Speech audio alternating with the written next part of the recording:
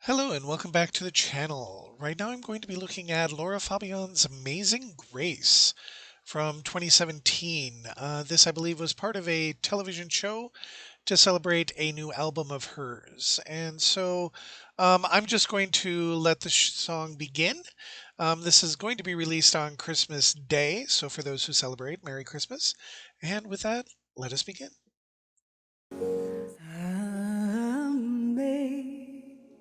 Amazing grace, how sweet the sound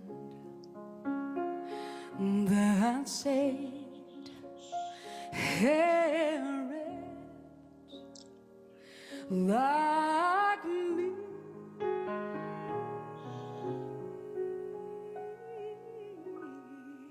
I was lost, but now I'm found. Was blind, but now I see.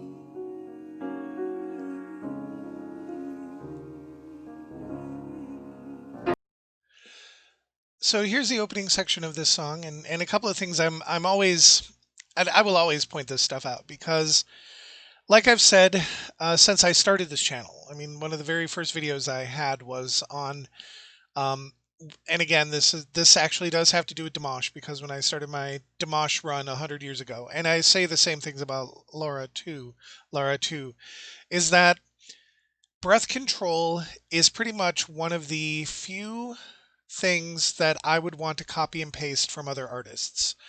Because if you have strong breath control, you can learn pretty much everything else that goes into a really great performance. Because if you don't have control over your breath, you can't do runs. You can't hit higher notes. You cannot change registers. You cannot change the volume. You cannot change a lot of things. And you don't breath control is really the thing that carries the day here. And that, in addition to her brilliant mic technique, made this very, very soft opening amazing. A lot of other artists wouldn't have been able to do this particular opening as well as she did because she understands how soft she can actually take her voice. And that, coupled with a sound technician who knows what he or she is doing, made this opening tender and inviting, and it allows growth within the song. So that we're not just listening to somebody who can only sing in the middle volume sections. And that creates color and texture and intensity within a song. And I really, really, again, and again, I know that this all comes down to breath control. She's able to do this while sitting on a bar stool. And for those of you who know how to sing and are around singing, sitting on bar stools is not where you want to do vocal gymnastics. So I'm going to go back a couple of seconds and we're going to move forward. I see.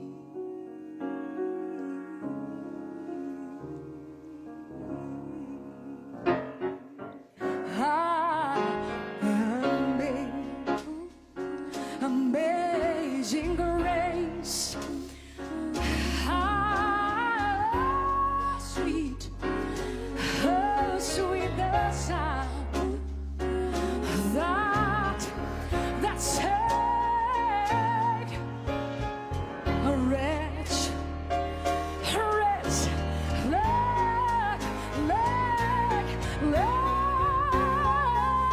me. So I'm going to stop there. One of the things that I also notice, and I haven't mentioned a lot of this, well, actually maybe I have, but her ability to use her body to help her and to help sell the song and to bring, and actually to help her as a performer. When people sing and they'll go up for high notes, what ends up happening is this entire, and it's happened to me on several occasions, is that you'll want to tighten up. It just part of a, somehow a natural response in some people to tighten up. And one of the things that Lara did there is she raised her hand as she went up, and one of the things that does is it opens this whole, it makes the chest open up, and it keeps people, it keeps her from bringing everything in. Now again, she's trained and trained and trained, and she's experienced. She's been performing and learning how to perform since she was 8. And in this particular clip, she is about 47 years old. So she's, a lot of this is muscle memory, but she also knew that putting up her hand is going to also sell the song, and the way that she uses her body, again, as other vocal coaches have said, singing is a full body sport, and she does. She uses it. She rocks back and forth. You notice, like, even in Adagio, she's back and forth and back and forth. And here, she's moving that, and that also reinforces the movement within the song from that soft opening into this growth that's happening in the song. So I'm going to go back, and we're going to continue on as we move out of that section there. A wretch, like, me. Was blind, but now I see.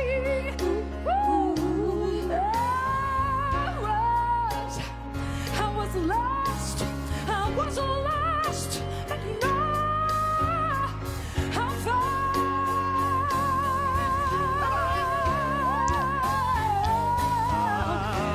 Amazing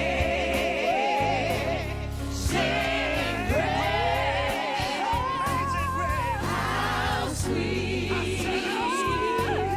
the sound that saved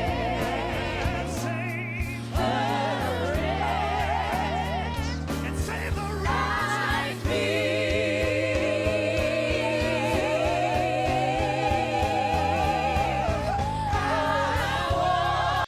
So as we move into the section here where all these other singers are joining her, one of the things we've mentioned this 1.5 million times, and I've seen it 1.5 million times in other people who've responded to Lara, is she is a team player, meaning that when you bring all these singers in who may or may not have the same training or background or anything like that, she knows exactly how and what to do in order to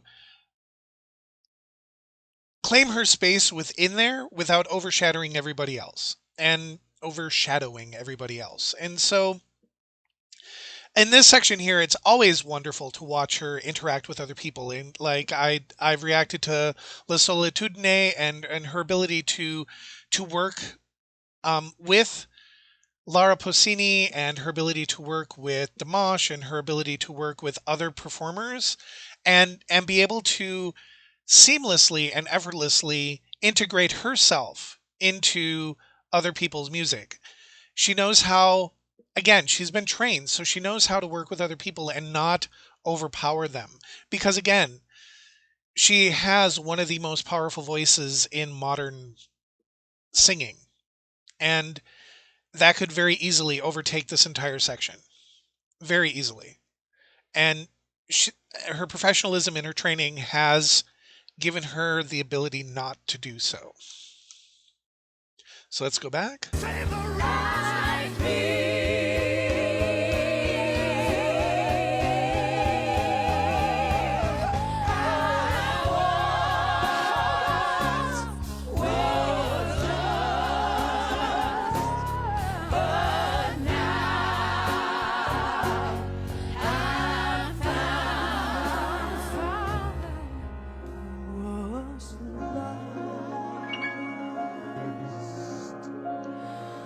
But now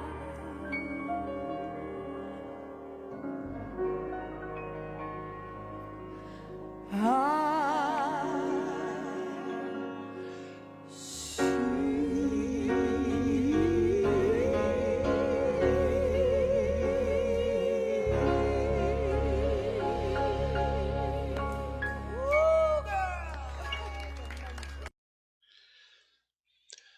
So, I'm going to go back a second or two.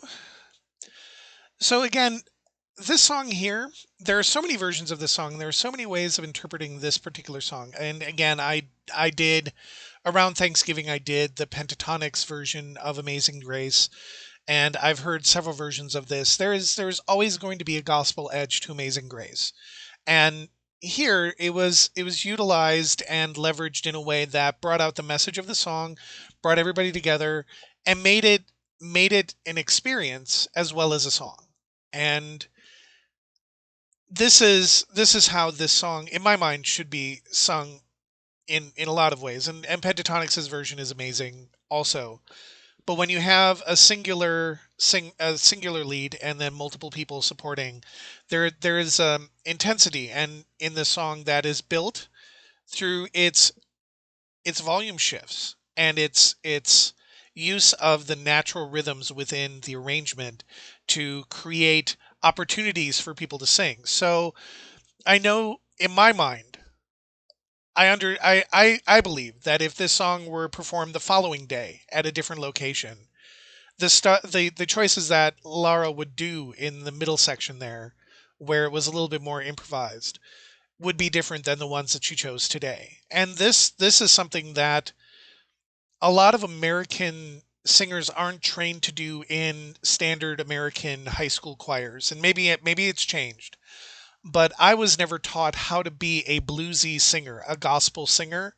I was mostly introduced to the straight canon of old dead white male singers, and gospel was sort of the this outlier, this outlier, and learning the different pitches and the different ways of modifying a chord and making jazzier, gospelier, bluesier sounds was sort of left to me and my experiments with Anita Baker and Diane Reeves and those people on my own.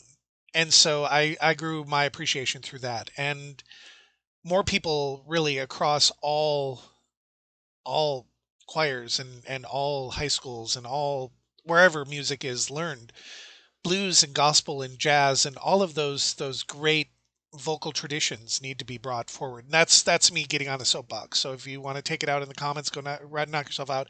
I'm speaking out of turn because I haven't been in school for several decades. So, just having said that, I'm going to let it go at that. You guys can have a great conversation in the comments section. Please enjoy your holiday if you're enjoying your holidays. If you're seeing this some other time, please enjoy your day. And as always, always, always, especially in times like this, be safe.